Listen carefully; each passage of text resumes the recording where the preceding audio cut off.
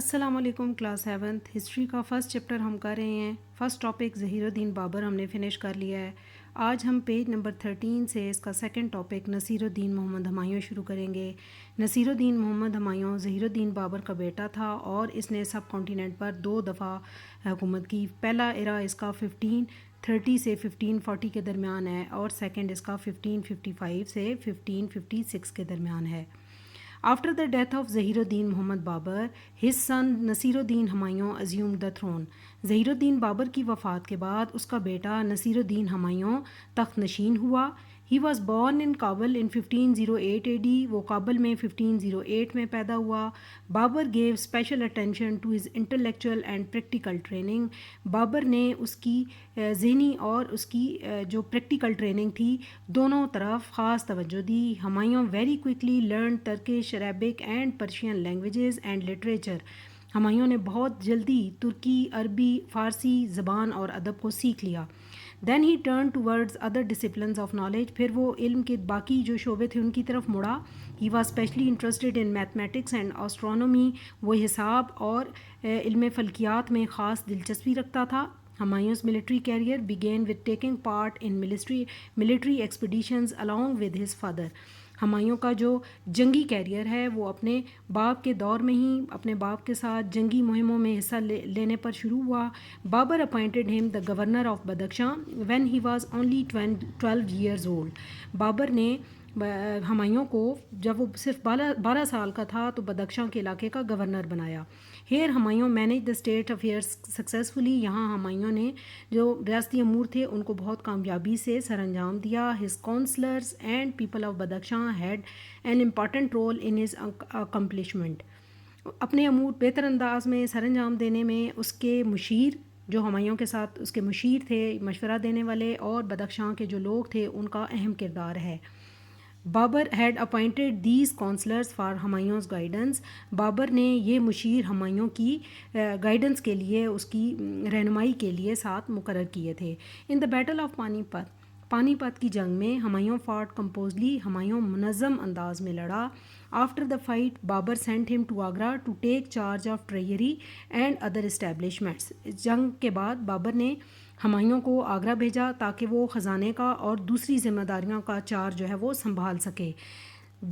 There Humayun had prohibited his soldiers from any type of killing and looting. یہاں ہمایوں نے اپنے سپاہیوں کو ہر طرح کی قتل و غارت یا مارنا اور لوٹنگ یعنی شہریوں کو لوٹنے سے منع کیا.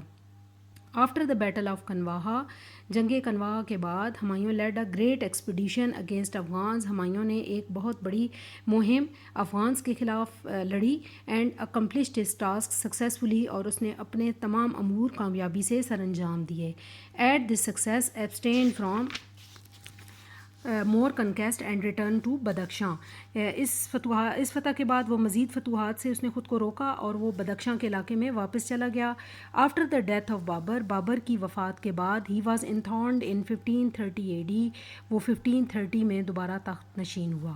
یعنی وہ جو بابر بادشاہ جو ہے وہ اس سے پہلے صرف ایک علاقے کا گورنر تھا جو ہمایوں ہے.